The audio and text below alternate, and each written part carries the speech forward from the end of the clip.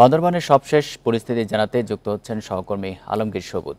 সবুজ, এই মুহূর্তে পরিস্থিতি জানাবেন। আর আতঙ্কে তো অনেক মানুষই বান্দরবন ছেড়ে গেছে, সেই পরিস্থিতি এখনো অব্যাহত আছে কিনা?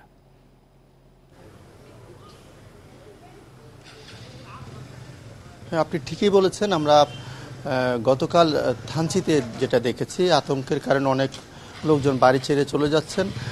বিশেষ করে যে আগের রাতে যে পুলিশের সাথে সন্ত্রাসীদের যে গোলাগুলির ঘটনা ঘটেছে, বিশেষ করে থানা আক্রমণের ঘটনাটা আসলে পুরো এলাকায় ব্যাপক আতঙ্ক ছাড়িয়েছে। এই কারণে আসলে আমরা দেখেছি বিভিন্ন লোকজন, বিশেষ করে নারী এবং শিশুরা এলাকা ছেড়ে যাচ্ছে। বড় বড় ট্রাকে করে তাদের জিনিসপত্র নিয়ে তারা এলাকা ছেড়ে যাচ্ছে। এবং আমরা পার্শ্বস্থ থানচিপাড়া যেটা, সেখানেও আমরা গিয়েছি, কথা বলেছি। তারাও আতঙ্কের কথা আমাদেরকে বলেছেন। তারা বলেছেন তাদের বয়সের অনেকে বলেছেন তাদের 50 বছরেও তারা এই ধরনের তাণ্ডব দেখেননি, এবং যে কোনো সময় আবার গোলাগুলির ঘটনা ঘটতে পারে, হামলার ঘটনা ঘটতে পারে। এ কারণে তারা এলাকা ছেড়ে যাচ্ছেন বলে জানিয়েছেন। আবার কেউ কেউ বলেছেন তাদের এলাকা ছেড়ে যাওয়ার কোনো উপায় নাই, যে আশেপাশে আত্মীয় স্বজন নাই, এই কারণে তাদের বাধ্য হয়ে থাকতে হচ্ছে। অন্যদিকে আমরা দেখেছি সেখানে মসজিদে কালকে যেহেতু জুমার দিন ছিল এবং রমজানের শেষ জুমা, এই জুমাতে আসলে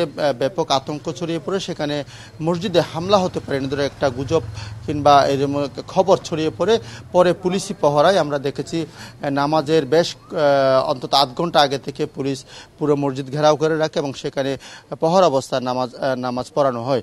এবং আপনি যে খবরে যেমন বলছিলেন, গতকাল রাতে রুমার মুরং বাজার এলাকায় পুলিশের সাথে কেএনএফ সন্ত্রাসীদের একটা গুলি বিনিময়ের ঘটনা ঘটে। আমরা শুনেছি সেখানে তল্লাশি চৌকিতে আসলে কয়েকজন যুবকের সাথে কথা কাটাকাটির পরে আসলে এই হামলার ঘটনা ঘটে।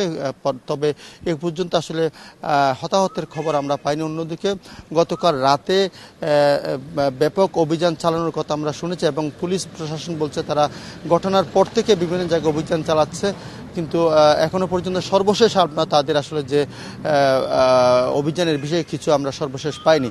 আপনি জানেন যে আজকে এখানে ঘটনা পরিদর্শন করতে স্বরাষ্ট্রমন্ত্রী আসবেন, এই জন্য বান্দরবন জুড়ে আসলে পুলিশ আইন শৃঙ্খলা রক্ষাকারী বাহিনীর তৎপরতা রয়েছে। আপনি নিশ্চয়ই দেখছেন বিভিন্ন র্যাব পুলিশের গাড়ি আনাগোনা করছে আমরা, এবং দেখেছি সেনাবাহিনীর টহল গাড়ি আমরা দেখেছি বিভিন্ন জায়গায়, বিশেষ করে বান্দরবন শহর অলিগলিতে তারা টহল দিচ্ছে এবং তারা সতর্ক অবস্থায় রয়েছে বলে আমাদেরকে জানিয়েছে। সর্বশেষ যেটা হচ্ছে, স্বরাষ্ট্রমন্ত্রী তিনি রুমা এলাকা পরিদর্শন করে সার্কিট হাউসে, বান্দরবান সার্কিট হাউসে তিনি সাংবাদিকদের সাথে কথা বলবেন বলে সর্বশেষ যে মন্ত্রীর যে কার্যতালিকা সেখানে আমরা দেখেছি।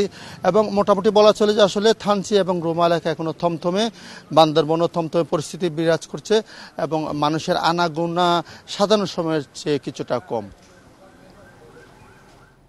বান্দরবান থেকে জানাচ্ছেন সহকর্মী আলমগীর সবুজ। এই ঈদে দেশ জুড়ে কেনাকাটার ফুর্তি হবে শুধু বিকাশে, সাথে ডিসকাউন্ট কুপন, ইনস্ট্যান্ট ক্যাশব্যাক।